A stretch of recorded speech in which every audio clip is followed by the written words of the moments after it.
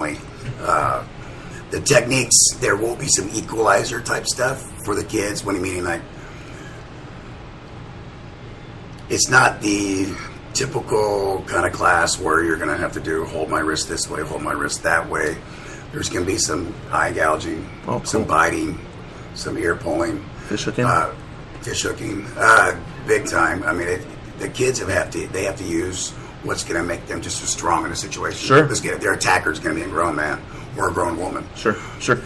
That's awesome. You got to have the equalizers. Yep, and by equalizer you mean a level playing field, bringing somebody to the same level. There's no rules. If somebody's going to abduct your son, or somebody's going to take your son or your daughter from that position, they need to know that it becomes a mindset that they may have to do something. That sounds horrible. Right. They may have to bite a chunk of somebody's flesh. Holy moly, yeah. And be prepared to taste blood. It's just one of those things that this is reality-based, people. This is not a...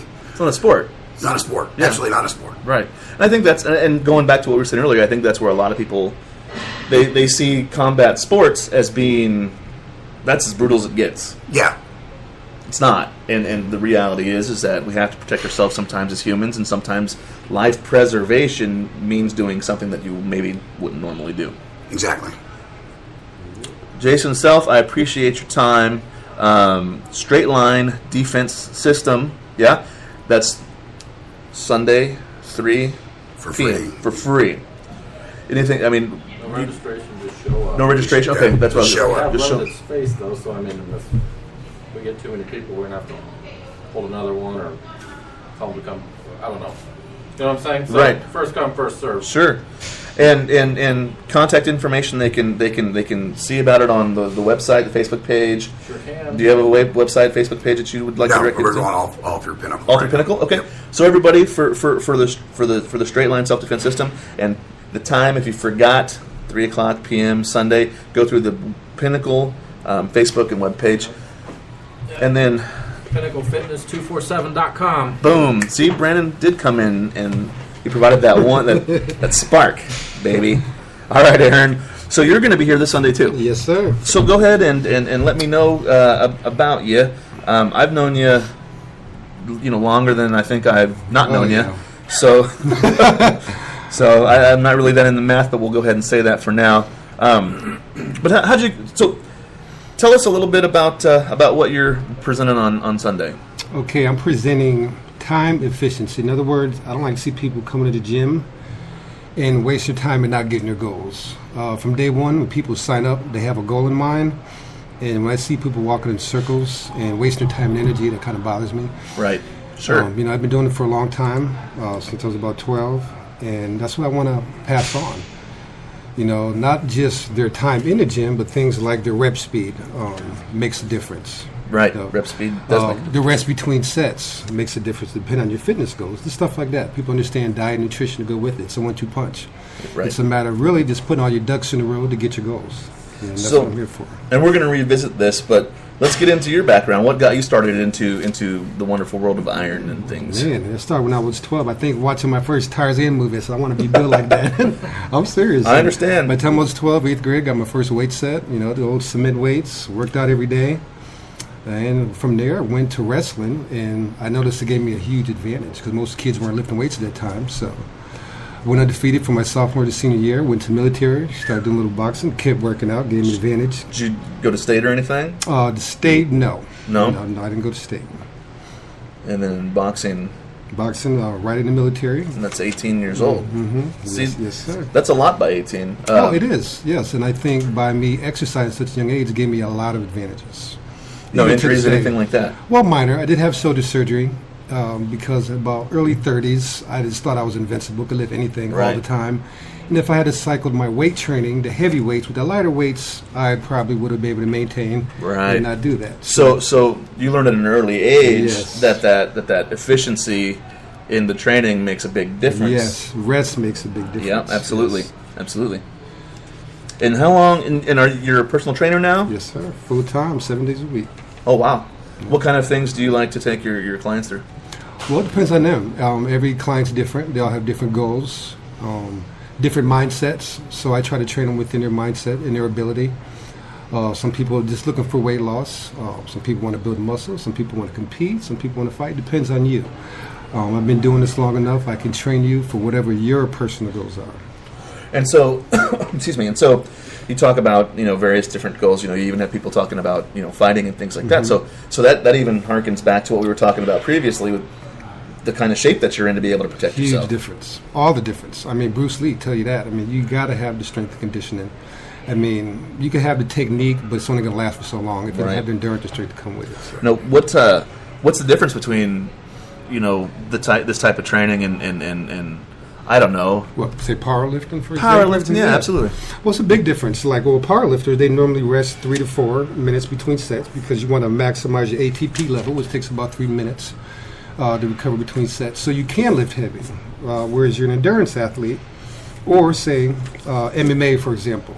It used to be believed higher reps, circuit training was the best way to go, but they found out, but actually heavyweight with short wear periods is more efficient for MMA because the adrenaline factor. Oh. You're pulling at your maximum for a long period of time, so you need strength endurance. So that involves a lot of Tabata training, sure, time under tension training, a lot of swimming, a lot of running. Those are your fitness goals. And then that's a type of a hybrid type training because and we get fairly technical sometimes in here. So if you have to bust out a type 1, type 2 thing, muscle fiber, then feel free. But I feel like we've given our listeners, I don't want to call them fans, but our listeners a good solid science base so far. And if they've listened, like we're hoping, then they should know. But so when you talk about this type of, there's basically 4 types of training, right? There's power, strength, endurance, and hypertrophy.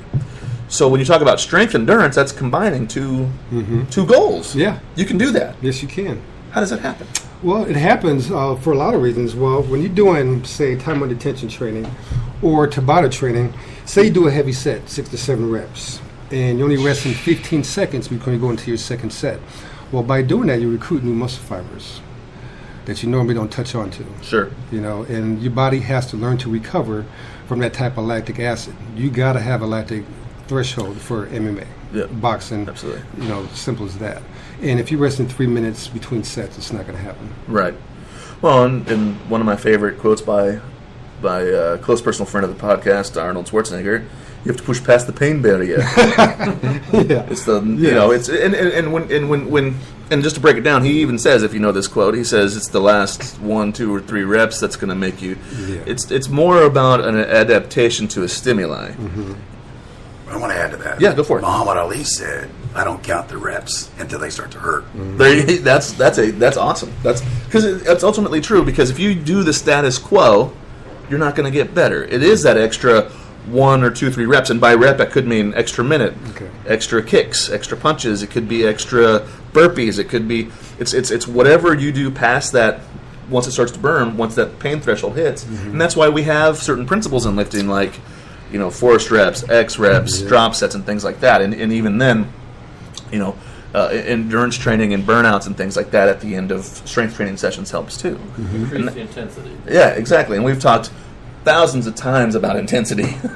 So what brought you to the realization that training had to change? Well, a lot of things. It had to change because it had to become more efficient for me. Because once I started getting more into jiu-jitsu and grappling, I knew I need more endurance. I need more strength endurance.